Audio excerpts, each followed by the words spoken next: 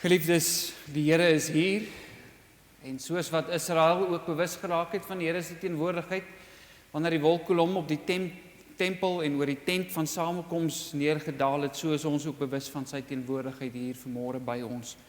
Kom ons word stil, sodat ons die Here kan ontmoet.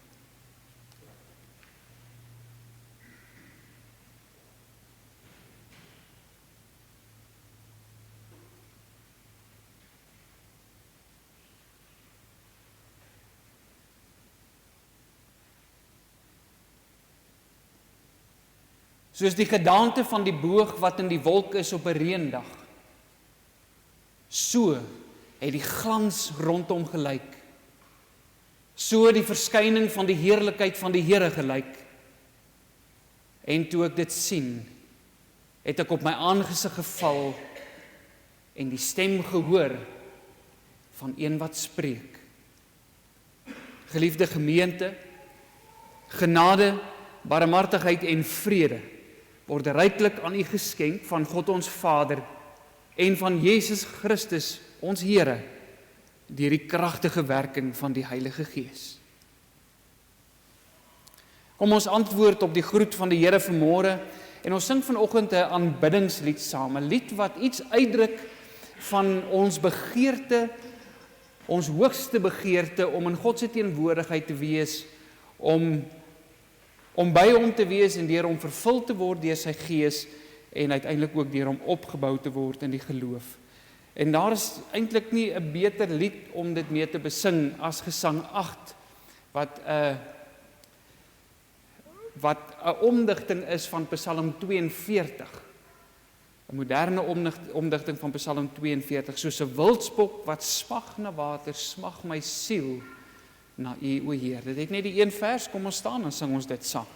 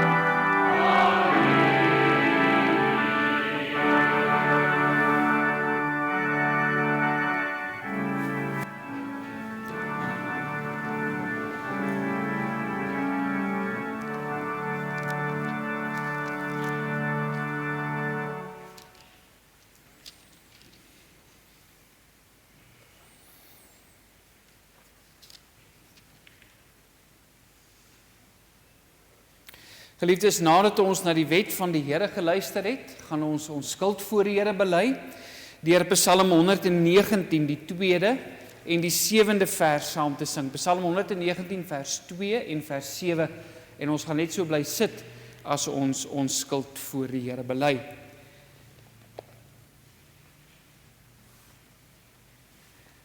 Ons luister vanmôre na die Here se wet, soos wat hy dit vir ons laat opteken het in Deuteronomium 5, vanaf die 6de vers. Ek is die Here jou God, wat jou uit Egipte land, uit die slawehuis uitgelei het. Jy mag geen ander gode voor my aangesig hê nie. Jy mag vir jou geen gesneede beeld of enige gelykenis maak van wat bo in die hemel is, of van wat onder op die aarde is, of van wat in die waters onder die aarde is nie. Jy mag jou voor hulle nie neerbuig en hulle nie dien nie, want ek, die Here jou God, is 'n jaloerse God, wat die misdaad van die vaders besoek aan die kinders, en aan die derde en aan die vierde geslag van die wat my haat. En ek bewys barmhartigheid aan duisende van die wat my liefhet en my gebooie onderhou. Jy mag die naam van die Here jou God nie ydelik gebruik nie, want die Here sal die een wat sy naam ydelik gebruik, nie ongestraf laat bly nie. Onderhou die Sabbatdag dat jy dit heilig, soos die Here jou God jou beveel het. 6 dae moet jy arbei en al jou werk doen, maar die 7de dag is die Sabbat van die Here jou God. Dan mag jy geen werk doen nie. Jy, of jou seun, of jou dogter, of jou diensknegt, of jou diensmaagd, of jou os, of jou esel, of enige dier van jou, of jou vreemdeling wat in jou poorte is nie, sodat jou diensknegt en jou diensmaagd kan rus soos jy. En jy moet daaraan dink dat jy in Egipteland 'n slaaf was, en die Here jou God jou daarvandaan uitgelei het deur 'n sterke hand en 'n uitgestrekte arm. Daarom het die Here jou God jou beveel om die Sabbatdag te hou. Eer jou vader en jou moeder, soos die Here jou God jou beveel het, dat jou dae verleng mag word en dat dit met jou goed mag gaan in die land wat die Here jou God aan jou gee. Jy mag nie doodslaan nie, en jy mag nie egbreek nie, en jy mag nie steel nie, en jy mag geen valse getuienis teen jou naaste spreek nie, en jy mag nie jou naaste se vrou begeer nie, en jy mag nie na jou naaste se huis hinker nie, na sy landerye, of sy diensknegt of sy diensmaagd, sy os of sy esel, of iets wat van jou naaste is nie.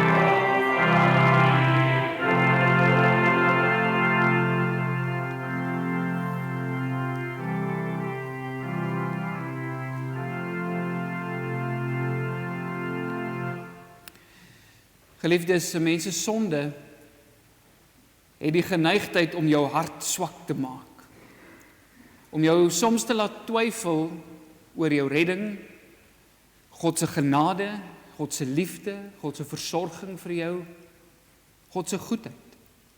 In Psalm 27 bely Dawid en hy sê, as dit nie was dat ek die goedheid van die Here in die land van die lewendes aanskou het nie, dan sou ek dit nie gemaak het nie.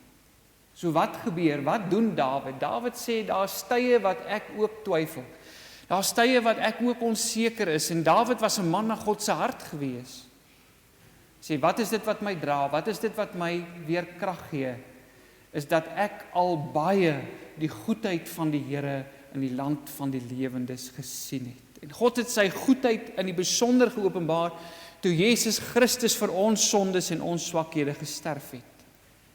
En wie dit in die geloof sien en daaraan vashou, vir hulle sê die woord in Psalm 27 vers 14, wag op die Here, wees sterk en laat jou hart sterk wees. Ja, wag op die Here. Want die wat op die Here wag, kry immers nuwe krag. Wie egter in hulle sondes volhard, wie God se genade geringskat of ignoreer, so iemand sal beleef hoe verskriklik dit is wanneer God in die oordeelsdag sy aangesig vir ewig vir ons verberg. Geliefdes, kom ons bely ons geloof in die God wat ons liefhet, die God wat ons vryspreek van ons sondes, en ons doen dit aan die hand van hierdie belydenis wat hierdie jare 1700 jaar al deur gelowiges in die kerk bely word. Die geloofsbelydenis van Nicea. Vir 1700 jaar al is dit 'n samevatting van wat gelowiges onwrikbaar glo as die kernwaarhede van hulle geloof. Kom ons staan en u bely dit in die hart met my saam.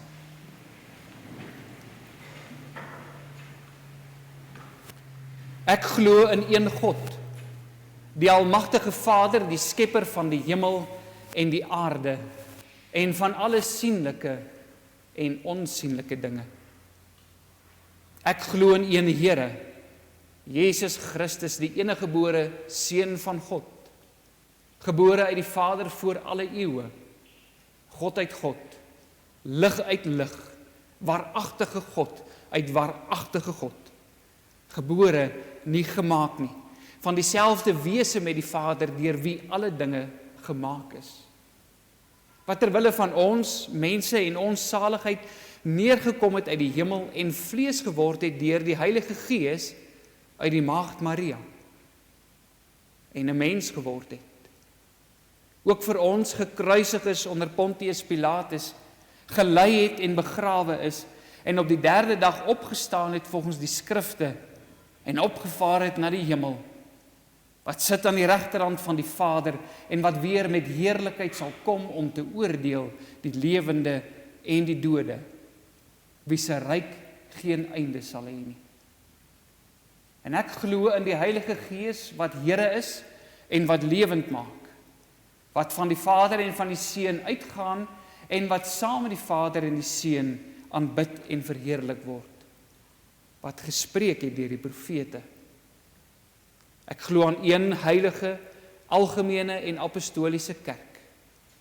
Ek bely een doop tot vergifnis van sondes, en ek verwag die opstanding van die dode en die lewe van die toekomstige eeu. Amen. Jy kan sit.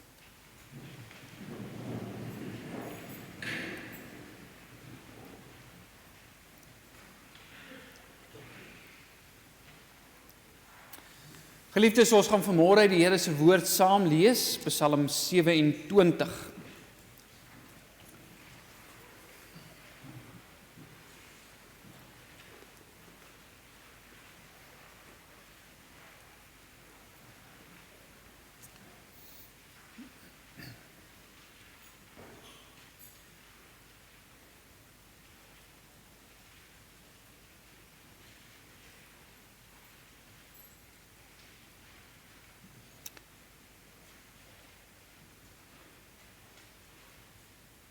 Ons lees vanoggend saam Psalm 27, ons gaan die hele Psalm saam lees vanaf vers 1. 'n Psalm van Dawid. Die Here is my lig en my heil. Vir wie sou ek vrees? Die Here is die toevlug van my lewe. Vir wie sou ek vervaard wees? As kwaaddoeners teen my nader kom om my vlees te eet, my teestanders en my vyande, ja myne, struikel hulle self en val. Al word 'n laar teen my opgeslaan, my hart sal nie vrees nie. Al staan 'n oorlog teen my op, nogtans vertrou ek. Een ding het ek van die Here begeer. Dit sal ek soek.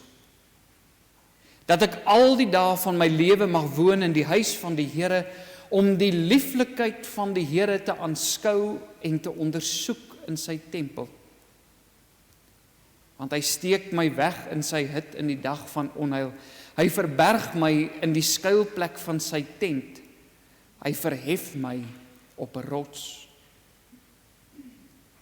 En nou sal my hoof hoog wees bo my vyande rondom my, en ek wil in sy tent offerande saam met trompetgeklank bring, en ek wil sing, ja, psalms sing tot eer van die Here. Hoor, o Here, ek roep luid, en wees my genadig, en antwoord my. Van U sê my hart, soek my aangesig. Ek soek U aangesig, o Here. Verberg U aangesig nie vir my nie. Wys U knegt nie af in toorn nie. U was my hulp. Verstoot en verlaat my nie, o God van my heil. Want my vader en my moeder het my verlaat, maar die Here sal my aanneem. Here, leer my U weg en lei my op 'n gelyk pad vanweë my vyande. Gee my nie oor aan die begeerte van my teestanders nie, want valse getuies het teen my opgestaan en hy wat geweld uitblaas. O, as ek nie geglo het dat ek die goedheid van die Here sal sien in die land van die lewendes nie. Wag op die Here, wees sterk en laat jou hart sterk wees. Ja, wag op die Here. Dit is die woord van die Here. Geliefdes, ons teksvers waarby ons vanmôre met die prediking stil staan is vers 4. Een ding het ek van die Here begeer, en dit sal ek soek, dat ek al die dae van my lewe mag woon in die huis van die Here, om die lieflikheid van die Here te aanskou en te ondersoek in sy tempel. Kom ons bid saam.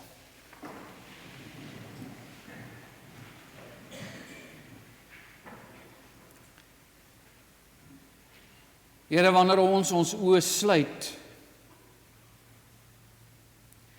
dan doen ons dit omdat ons wil afsluit van die wêreld en van dit wat rondom ons gebeur, sodat ons in ons gees die heerlikheid van die Almagtige kan sien.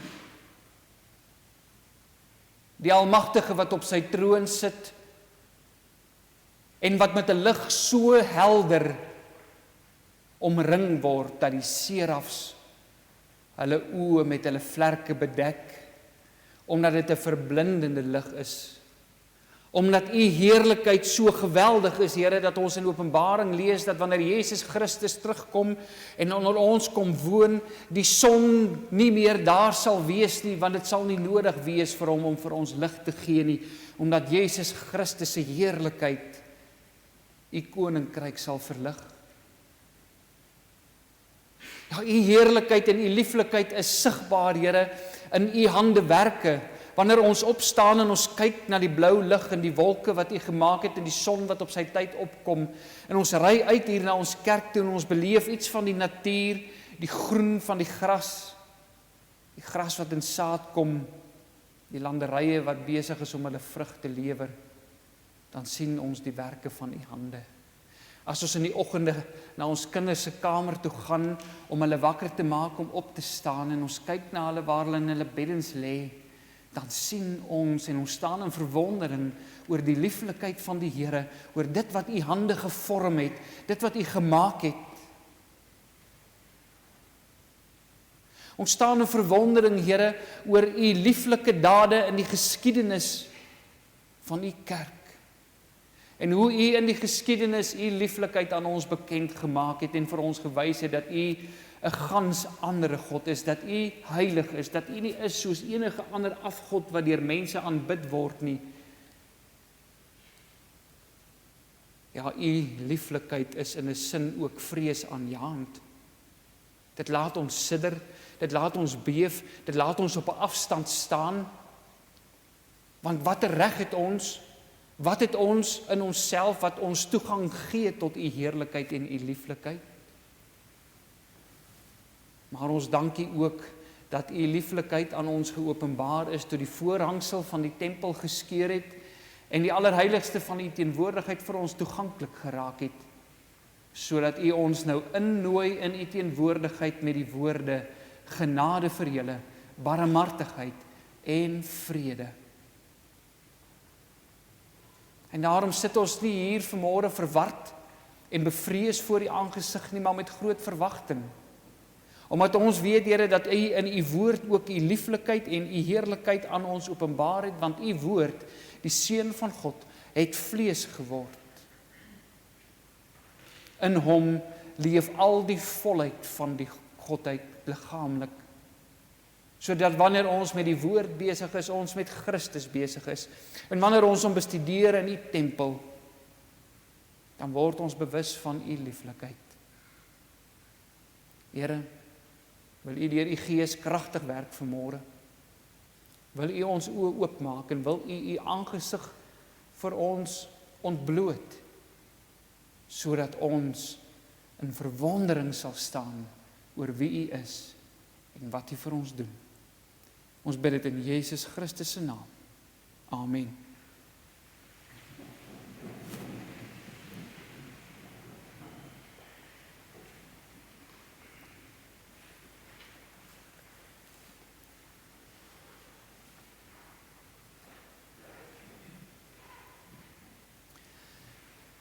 Geliefde gemeente van ons Here Jesus Christus, die van ons wat klein Amorei se lewensverhaal ken en saam met Marius hulle die pad gestap het tot hier toe, sal weet dat sy in haar kort lewetjie al meer dae in die hospitaal deurgebring het as wat die meeste van ons waarskynlik ons hele lewe lank in die hospitaal gaan wees.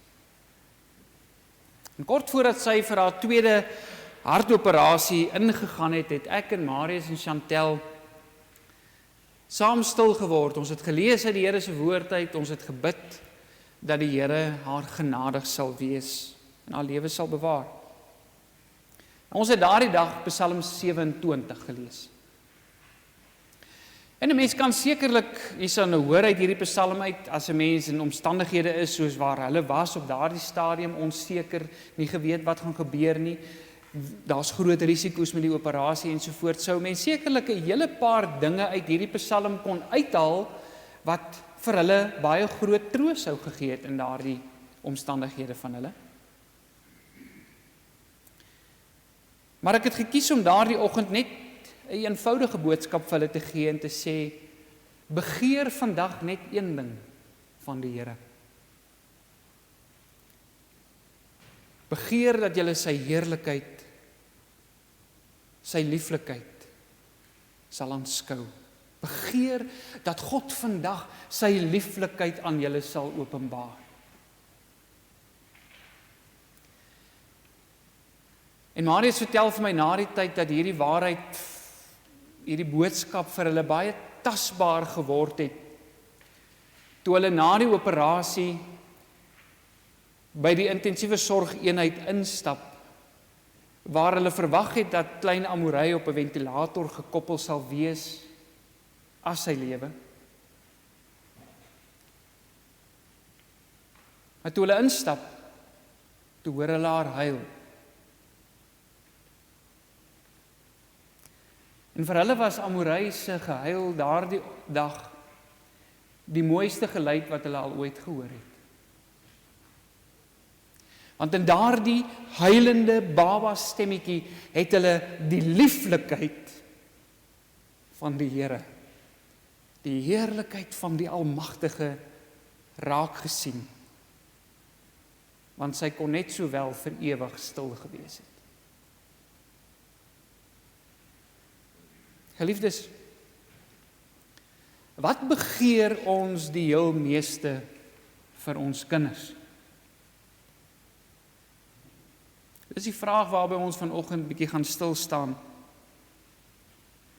Is dit ook ons hoogste begeerte? Kan ons ook soos Psalm 27 sê, net een ding, Here, begeer ek van U, vir my en vir my kinders. Dat dit wat ek beleef het, toe U lieflikheid aan my geopenbaar het, dat hulle dit ook sal aanskou. Het is so dat Dawid in hierdie Psalm oor sy persoonlike behoeftes en begeertes met God praat. Maar ek weet nie van een ouer wat nie die dinge waarvan Dawid hier praat nie ook vir sy eie kinders begeer nie. Veral nie wanneer dit by geestelike sake en ons verhouding met God kom nie. En daarom kan ons ook hierdie Psalm vanuit hierdie hoek bekyk, van dit wat ouers vir hulle kinders begeer. In vers 1 is daar sommer 'n hele paar sake wat ons kan uitlig as dinge wat Christenouers vir hulle kinders begeer. Ten eerste is dit ons begeerte dat die verbondsgod ons kinders se lig en se heil sal wees. Daarmee begeer ons dat hulle God as hulle verlosser sal ken, dat hy hulle lewens sal verlig deur sy Heilige Gees sodat hulle uit die duisternis van hulle sonde gered kan word. Vers 1 tot 3 gaan verder. Ouers wat hulle kinders liefhet, begeer dat hulle kinders veilig sal wees. Hulle begeer dat die uitdagings van die lewe hulle kinders nie sal oorweldig nie. Hulle begeer dat hulle kinders by God sal skuil en dat hulle God hulle toevlug sal maak. Hulle begeer dat hulle kinders gevrywaar sal word van hulle vyande en teen hulle vyande beskerm sal word. Vers 5 sluit daarby aan as Dawid pleit dat God hom in sy hut sal wegsteek in die dag van onheil. Hoe groot begeerte is dit nie vir enige ouer nie, dat die Here my en veral my kinders in sy hut sal wegsteek in die dag van onheil. Dat ons kinders tog die onheil van die lewe gespaar sal word. Dat hulle nie oor 'n gebrek gespot sal word nie. Dat hulle nie teleurstelling sal ervaar nie. Dat hulle dinge maklik sal hê. Dat hulle nie sal sukkel nie. Dat hulle met almal oor die weg sal kom, dat hulle min vyande in die lewe sal hê. Vers 6 bevat nog 'n belangrike begeerte wat ouers vir hulle kinders het. Dawid sê dat sy kop hoog sal wees bo sy vyande se. Dit spreek van 'n sekere soort selfvertroue. Hy sê, my vyande sal my nie van stryk bring nie. En hierdie soort selfvertroue is beslis iets wat ons vir ons kinders begeer. Ons begeer dat hulle identiteit stewig gevorm sal wees. Ons begeer dat hulle nie in hulle self sal twyfel nie. Dat hulle sal weet wie hulle is, dat hulle sal weet waarvoor hulle staan, dat hulle onwankelbaar sal wees, dat hulle bereid sal wees om hulle standpunte te verdedig, om op te staan vir dit wat reg is. Ons begeer dat hulle met vrymoedigheid oor hulle vyande sal uitkyk, omdat hulle nie deur hulle vyande se optrede beïnvloed word nie. En in vers 9 en 10 kry ons nog 'n belangrike saak wat ons vir ons kinders begeer. Want ons weet, ons sal nie altyd daar wees vir hulle nie. En daarom begeer ons dat hulle altyd geliefd sal wees. Dat hulle geborge sal voel. Dat hulle iewerster sal hoort as deel van 'n familie. Dat hulle 'n ma en 'n pa sal hê, al is ons nie meer daar nie. Ons begeer nie net dat hulle geliefd sal wees in 'n gemeenskap en met baie vriende omring sal wees nie, maar ons begeer dat God vir hulle 'n vader sal wees. Ons begeer dat hulle in sy teenwoordigheid 'n familieband sal beleef wat nooit van hulle weggeneem sal kan word nie. Geliefdes, enige iemand wat sy kind werklik liefhet, begeer hierdie dinge vir sy kinders. En tog, as ons die Psalm mooi lees, dan sien ons, daar is een begeerte in hierdie Psalm wat eintlik bo al die dinge wat Dawid hier begeer uitstaan. Dis dit waarvan ons in vers 4 lees. Hy sê, een ding het ek van die Here begeer. Dit sal ek soek. Dat ek al die dae van my lewe mag woon in die huis van die Here, om die lieflikheid van die Here te aanskou en te ondersoek in sy tempel. As Dawid hierso sê, een ding het ek van die Here begeer, dan kan ons dit ook vertaal en sê, die belangrikste ding. Daar's net een ding. Dis al wat ek soek. Al hierdie ander goed is belangrik, maar daar's niks so belangrik soos hierdie nie. Dis hierdie een ding wat ek begeer. En dit is om die lieflikheid van die Here te aanskou. En vir ouers mag daar geen groter begeerte as dit vir hulle kinders wees nie. dat my kind die lieflikheid van die Here sal aanskou. Maar die vraag is nou, wat bedoel Dawid met die lieflikheid van die Here? Dis een van daardie abstrakte begrippe wat moeilik is om 'n greep op te kry. Eerstens moet ons met Jonathan Edwards saamstem wat uitwys en oor vers 4 kommentaar lewer en dan sê dat Dawid het nie net vir God nuttig gevind nie, Dawid het God aanbiddenswaardig gevind. Die lieflikheid van die Here is daardie eienskappe van hom wat ons in verwondering oor hom laat staan. Dit is daardie eienskappe van God wat ons na hom toe aantrek, sodat ons by hom wil wees. Vir Dawid was God nie soos 'n genie in 'n bottel wat maar net gereed gestaan het om al sy wense en al sy begeertes vir hom waar te maak nie. Nee, geliefdes, Dawid het God se lieflikheid geken. Maar in 'n sin het hy dit ook nog nie ten volle beleef nie. Want in die Ou Testament was daar nog iets van sy lieflikheid wat verborge was. Daar was nog iets wat agter die voorhangsel van die tempel verskuil was. Hierdie lieflikheid wat Dawid begeer het om te sien, is eers in die Nuwe Testament deur die seun van Dawid geopenbaar. En interessant genoeg het hy ook sy lieflikheid op 'n baie onverwagte manier bekend gemaak. Miskien onthou u so uit die dae en daar in die Afrikaanse klas, dat u iewerster gehoor het van die woordjie 'n juxtaposisie.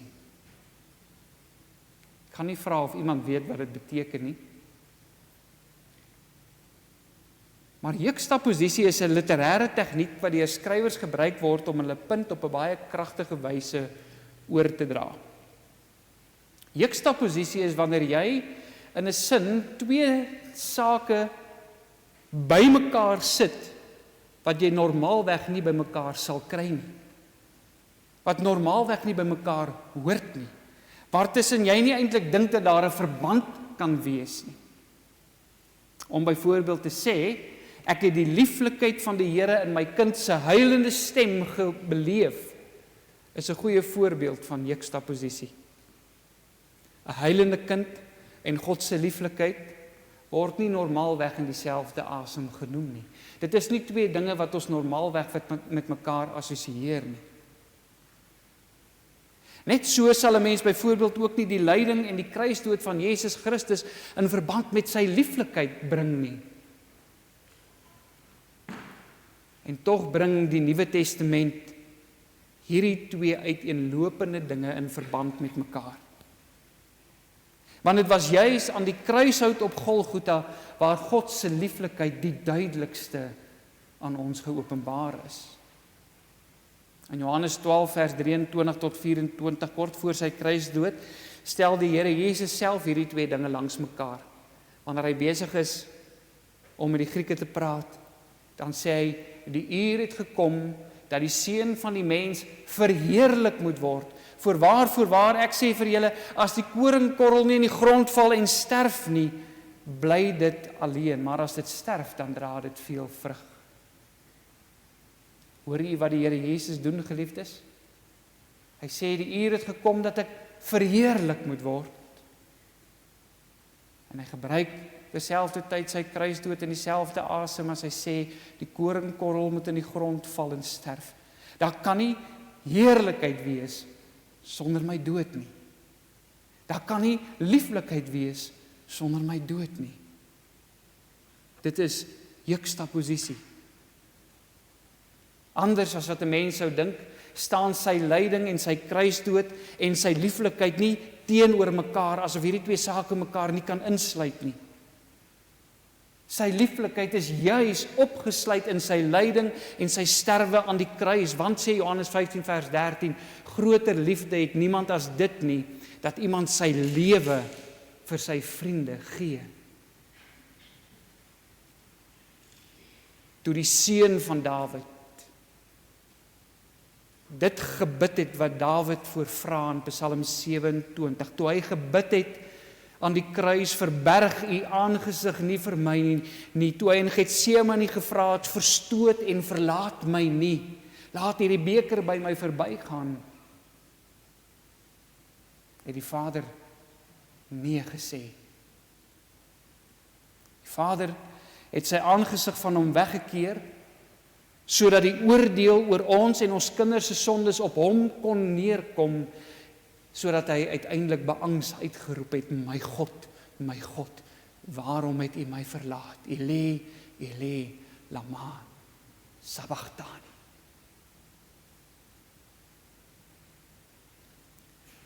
En so verskriklik as wat daardie uitroep daar aan die kruis moes gewees het, so hartverskeurend as wat dit was toe dit uitgeroep is, so lieflik, broers en susters, is dit vir ons wat in hom glo.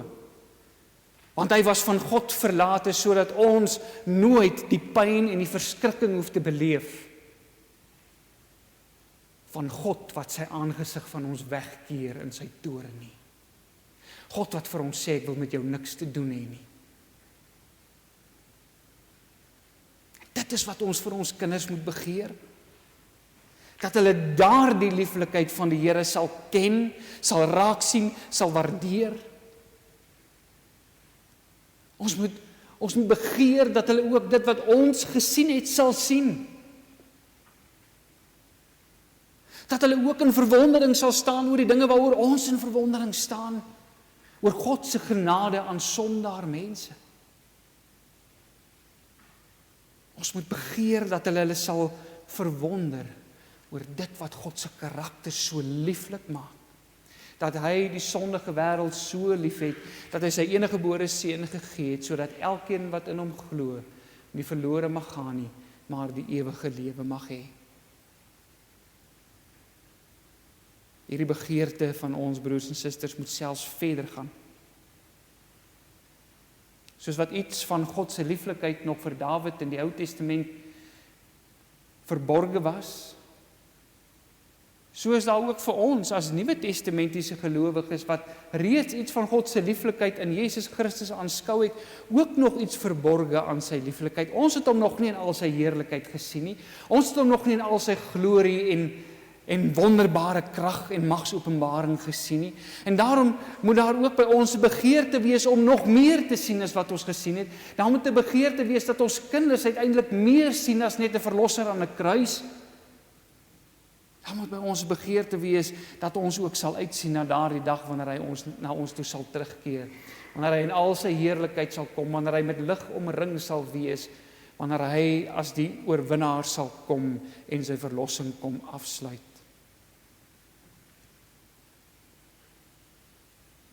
En dalk wonder jy vanoggend hoe dit met iemand soos Amorey sal werk, wat Down-sindroom is. Sal sy dieselfde begripsvermoë hê as ander kinders? Sal sy werklik die lieflikheid van die Here kan aanskou? Geliefdes, eerstens moet ons onthou dat God niemand red op grond van uitgebreide dogmatiese kennis nie. Sonder enige teologiese onderbou het die sondaar aan die kruis Christus se lieflikheid aanskou. Hy het in verwondering gestaan oor dit wat hier langs hom besig was om te gebeur. En hy het 'n eenvoudige versoek gehad. Dink aan my as jy vandag in die paradys ingaan.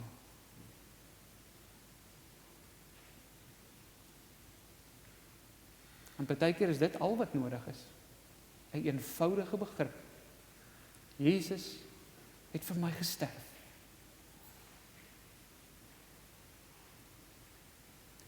En as selfs nie hierdie eenvoudige begrip van die evangelie moontlik is nie, dan bly die troos van 1 Korintiërs 7 vers 14 dat die kinders van gelowige ouers deur die geloof van hulle ouers gereinig word. Dit is die verbond. Want die Here sê, ek sal my verbond sluit met jou en jou nageslag na jou as 'n ewige verbond. As die ouers die lieflikheid van die Here aanskou het, dan is dit so goed dat hulle kinders dit self aanskou het. Om jou oor die lieflikheid van die Here te verwonder, broers en susters, is die sleutel tot al die ander begeertes wat ek vir my kind mag hê. Al daardie dinge wat ons hier in die begin genoem het. Want wie God se lieflikheid in Christus aanskou, kry dit wat ons begeer in vers 1. Hy kan bely en hy kan sê, U is my lig. U is my heil. U is die toevlug van my lewe. As ons en ons kinders sy lieflikheid in Christus aanskou, dan weet ons, al is ons nie gevrywaar van gevaar in hierdie lewe nie, is ons teen ons grootste vyand beskut, want sê die woord, nie eens die dood sal ons kan skei van die liefde van Christus nie. Daarom is ons harte sterk in benoudheid. Deel van die lieflikheid van die Here is dat hy aan elkeen wat in Jesus Christus glo 'n nuwe identiteit gee. Die identiteit van kind van God. En dit gee soveel selfvertroue en vrymoedigheid dat gelowiges deur hierdie lewe kan gaan en hulle koppe hoog kan hou bo hulle vyande. Dat hulle met soveel selfvertroue deur hierdie lewe kan gaan dat hulle bereid is om op brandstapels te sterf en vir hulle geloof gemartel te word. Om hierdie lieflikheid te aanskou is om te besef, ek sal nooit sonder 'n vader of 'n moeder wees nie. Want die Here het ons aangeneem. En hy het ons deel van sy huisgesin gemaak. Hy is immers onse Vader. Ek is dus geborge. Ten spyte van wat die lewe na my kant toe gooi. En dit is iets wat Marius en Chantel baie sterk getuig het toe ons nou die aand die doopgesprek gehad het. Om te sê, hulle is so oorweldig deur dit wat 'n geloofsgemeenskap beteken wanneer 'n mens swaar en seer en benoud is. Hulle deur die geloofsgemeenskap beleef dat God hulle nie verlaat nie. Dat God vir hulle 'n Vader is. Geliefdes, Psalm 27 verwoord nie net ons begeertes vir ons kinders nie. Dit wys ook wat behoort ons belangrikste begeerte vir hulle te wees, maar in die derde plek wys die Psalm ons ook wat nodig is sodat ons kinders in daardie lieflikheid en verwondering daaroor kan bring. Die eerste saak wat hierdie Psalm baie sterk beklemtoon is dat God self sy lieflikheid aan ons bekend maak. Dis nogal 'n groot troos, broers en susters, want ons ken ons eie swakhede. Ons weet, nie almal van ons is dominees nie almal van ons is goeie ouderlinge nie almal van ons ken die Bybel so goed nie, en ons weet nie altyd of ons regtig al die waarhede met soveel oortuigingskrag aan ons kinders sal kan oordra nie. En glo my, dominees twyfel ook. Maar die troos is dat dit nie ons is wat God se lieflikheid aan ons kinders moet openbaar nie. God openbaar dit self. En as hy dit nie openbaar nie, sal hulle dit nie raak sien nie. Dis immers wat ons in vers 1 bely as ons sê, die Here is my lig en my heil. Hy is die een wat deur sy gees in my hart kom werk. Hy is die een wat my uit die dood uit opwek. Hy is die een wat verlos. Dit is sy gees wat geloof in mense se harte uitstort sodat ons kan erken, die Here is my lig, die Here is my heil, die Here is my verlosser. En om hierdie rede vra Dawid in vers 7 dat God hom genadig sal wees. En in vers 9 vra hy hierdie woorde, hy sê, Here, verberg nie u aangesig van my nie. Wat sê Dawid? Hy sê, Here, ek weet, as u nie u aangesig aan my bekend maak, ek gaan ek nie u lieflikheid sien nie, moet dit nie vir my wegsteek nie, wys dit vir my, dat ek dit kan sien. En daarom bid ons vir ons kinders. Ons bid dat God se gees kragtig in hulle sal werk, Daar waar ons nie weet hoe om dit vir hulle te verduidelik nie, daar waar ons nie weet hoe om vir hulle antwoorde te gee nie, sodat hulle self kan ontdek dit wat God reeds aan ons bekend gemaak het. Ons bid dat die Gees van God ware geloof in hulle binneste sal uitstort. Al is dit hoe eenvoudig. Al is dit net 'n geloof wat sê, dink aan my as u vandag in die paradys ingaan. Sodat hulle ook die lieflikheid van die Here kan aanskou en daardeur getroos word.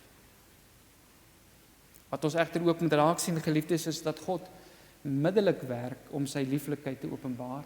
Dit beteken hy gebruik middele, hy gee vir ons sekere middele hier op aarde. Vers 11 sê, leer my u weg en lei my op 'n gelyk pad. Hoe leer hy ons?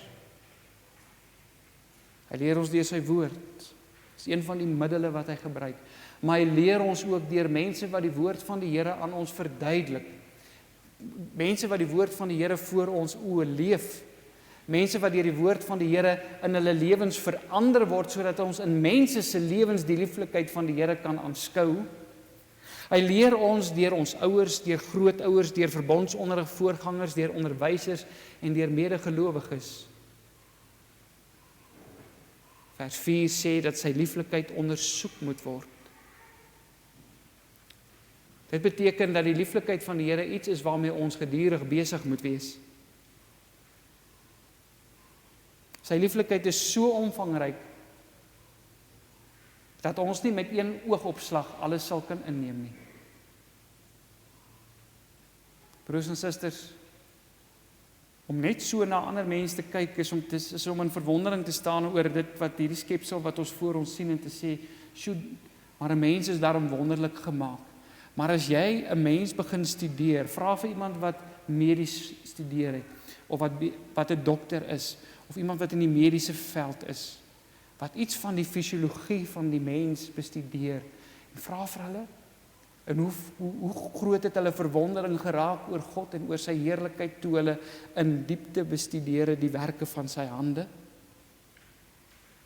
Hoe meer ons God se wese bestudeer, hoe meer sal ons oorweldig word deur sy wonderbare karakter. En laastens moet ons besef wat Dawid in vers 4 sê, as hy sê dat hy God se lieflikheid in sy tempel wil aanskou. As 'n direkte verband tussen die heerlikheid van die Here en sy huis. As jy en jou kinders gereeld in die kerk kom, sal jy jou kinders Sondag vir Sondag blootstel aan die lieflikheid van die Here. Geliefdes, God openbaar sy lieflikheid soms op onverwagse maniere aan ons. Soos wanneer 'n kind huil wat nie eintlik veronderstel was om te huil nie. Of soos 'n verlosser wat sy lewe aan 'n kruis vir sondaar mense opoffer. Ons begeer baie dinge vir ons kinders, maar ons hoef eintlik net een begeerte vir hulle te hê. Dat hulle die lieflikheid van die Here sal aanskou. Dat die woorde van Psalm 45 ook deur ons kinders in verwondering gesing sal word. My hart, ontroer deur mymering, sal lieflik van 'n koning sing. Amen. Om ons bid saam.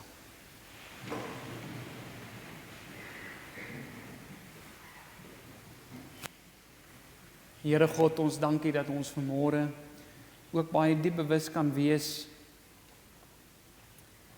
van u lieflikheid. Dit wat u in Jesus Christus aan ons geopenbaar het, sodat ons selfs meer kon sien as wat Dawid gesien het.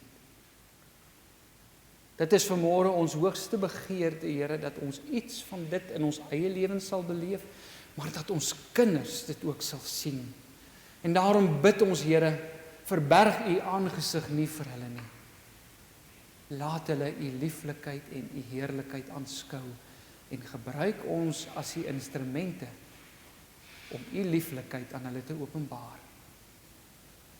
Dankie vir die wonder van kinders. En dat ons reeds in ons kinders se lewens ook iets van u lieflikheid kan sien. Ons bid vanmôre, Here, dat u ons elkeen wat ouers is, sal toerus deur u Gees, om deur u woord vir ons kinders te wys hoe lyk die heerlikheid en die lieflikheid van God. Maar dat u Gees ook geloof in hulle harte sal bewerk. In Jesus Christus se naam. Amen.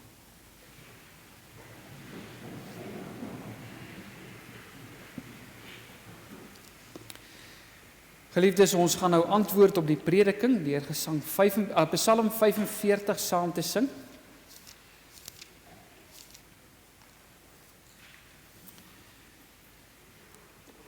Psalm 45 vers 1 en 2 wat sing oor die heerlikheid, oor die lieflikheid van die koning. En dan vers 9 en 10. O dogter, wat die bruidsroep hoor, o skoonste, luister, neig jou oor, vergeet jou volk, jou eie vlees, dat jy die koningsbruid kan wees. Gee dan die koning groot van mag op jou en op jou skoonheid ag, o weier nie, buig voor hom neer, hy is jou koning en hy is jou Heer. Vers 1 en 2 sê, hier is die bruidegom, hier is die een in al sy heerlikheid. En vers 9 en 10 sê, erken sy heerlikheid. Kom ons sing vers 1 en 2, 9 en 10 en daarna kan jy weer die sitplekke inneem.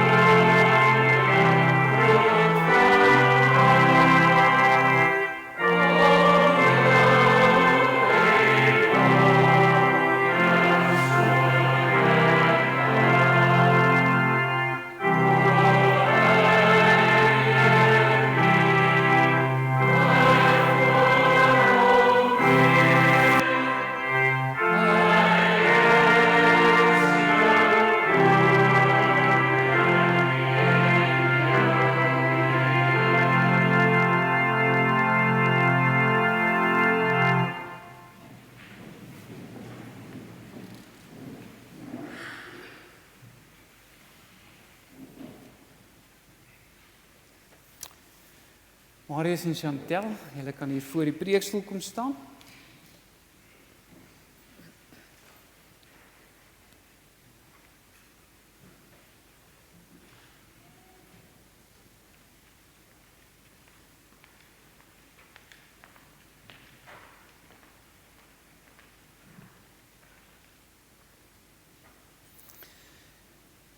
Geliefdes in die Here Jesus Christus, vir die bediening van die doop, moet ons die volgende weet en van harte daarop vertrou.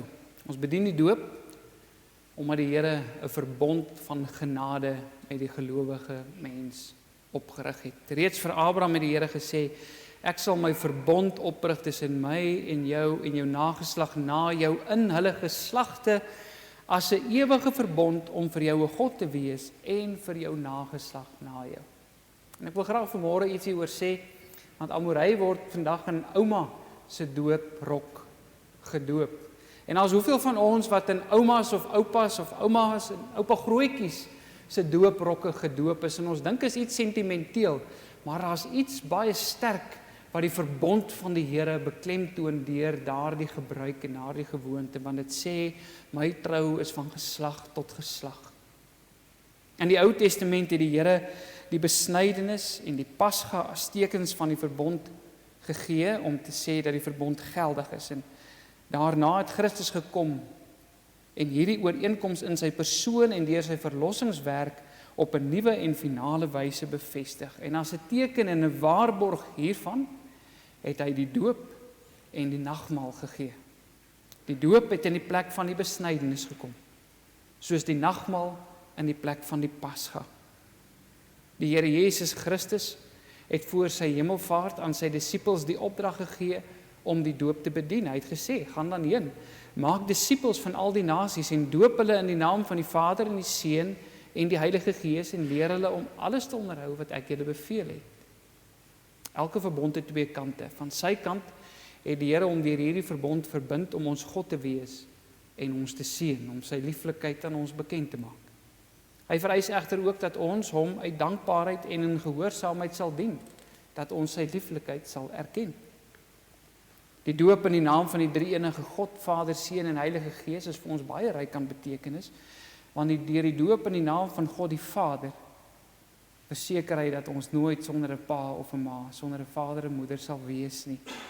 Dat hy ons Vader is en dat hy as Vader ons in sy genadeverbond insluit en tot sy kinders aanneem.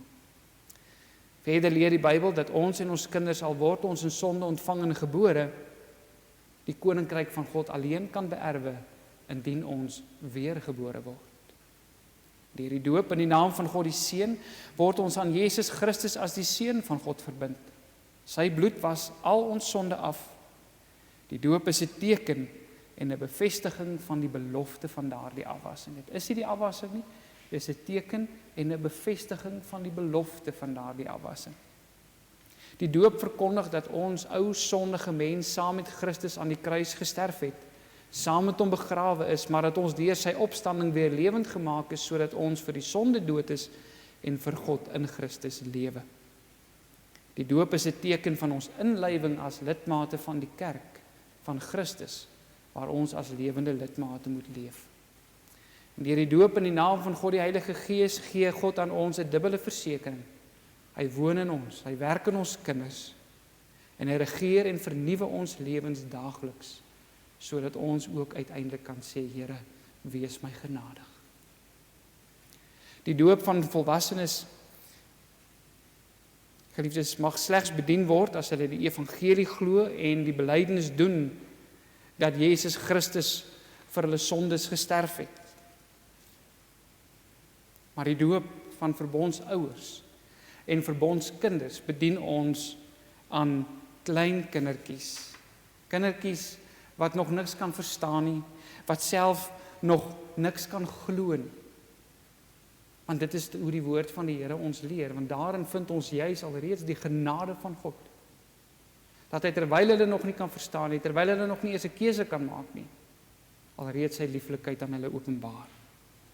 Die Here sluit tog die kind van die gelowige ouer van die begin af in die genadeverbond in. Die Nuwe Testament leer ons dat hele gesinne gedoop is toe die ouers tot bekering gekom het. Die kinders verstaan miskien nog nie die doopie, maar die betekenis daarvan is mos nie afhanklik van ons begrip nie. As die Here aan ons 'n belofte maak, dan vra hy nie, verstaan jy dit, voordat dit effektief is nie, of voordat dit waar is nie. Trouwens, die doop aan klein kindertjies beklemtoon juis dat God die verlossing uit genade aan hulle beloof.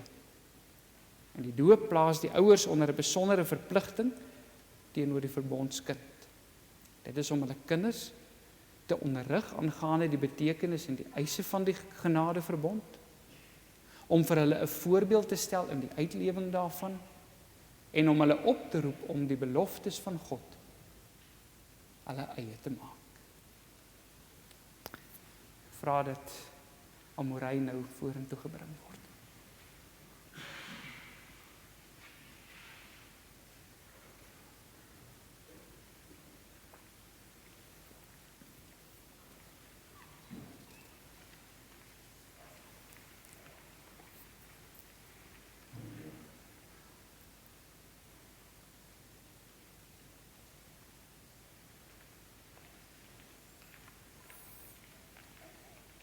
Geliefdes, die doop is 'n goddelike instelling. Die Here waarborg daardeur sy verbond van genade vir ons en vir ons kinders. En om aan te dui dat julle die doop vir hierdie doel en nie uit gewoonte of bygelowigheid uit gebruik nie, moet julle nou eerlik en opreg op die volgende vraag antwoord. Bely julle dat hoewel ons en ons kinders as sondaars gebore en ontvang word, en daarom onder die oordeel van God staan, ons saam met ons kinders nogtans in Christus deel het aan die verbond? En verklaar julle dat ons kinders daarom as verbondskinders van sy kerk gedoop moet word? Bely julle dat die leer van die Bybel in die Ou en die Nuwe Testament, so saamgevat in die kerk se belydenisskrifte, die ware en volkome leer van die saligheid is? En beloof julle as ouers om hierdie kindjie ook in die leer na die beste van julle vermoë self te onderrig en te laat onderrig? Wat is hierop julle hoorbare antwoord aan die drie-enige God? Ja.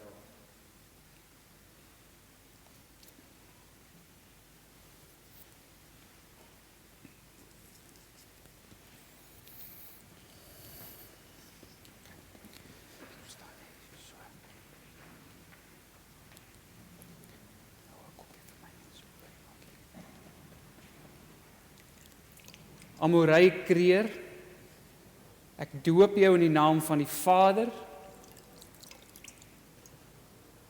en die Seun en die Heilige Gees. Amen. Vader, ons dank U dat ons in hierdie kindjie U lieflikheid kan aanskou. En ons bid dat U deur die kragtige werking van U Gees ook U lieflikheid aan haar sal openbaar. In Jesus se naam. Amen. Broers en susters, ek gaan vra dat hulle net so staan en sing ons vir hulle Psalm 134 vers 4, die seënbede. Wonderlik dat ons dit vir iemand mag sing. Vra dat die Here se seën op hulle mag rus. En julle kan net so bly staan, daarna gaan ek net die seën uitspreek, en dan wil ons net vir hulle geluk sê. So, as ek klaar die seën uitgespreek het, dan kan iemand weer die sitplekke inneem. U gaan nou staan vir Psalm 134, bly sommer staan vir die uitspreek van die seën, en dan kan u weer sit.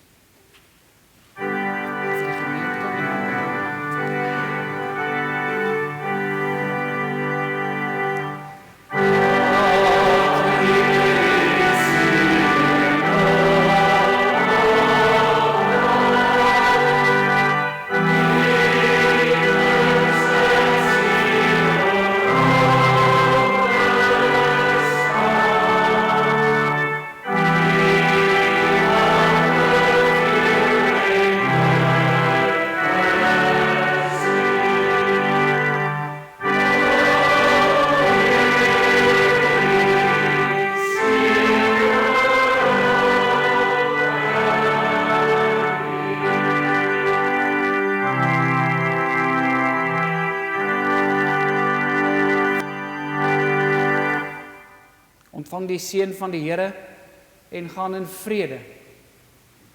Die Here sal jou seën en jou behoed. Die Here sal sy aangesig oor jou laat skyn en jou genadig wees sodat jy hom in sy lieflikheid kan aanskou. Die Here sal sy aangesig oor jou verhef en aan jou vrede gee.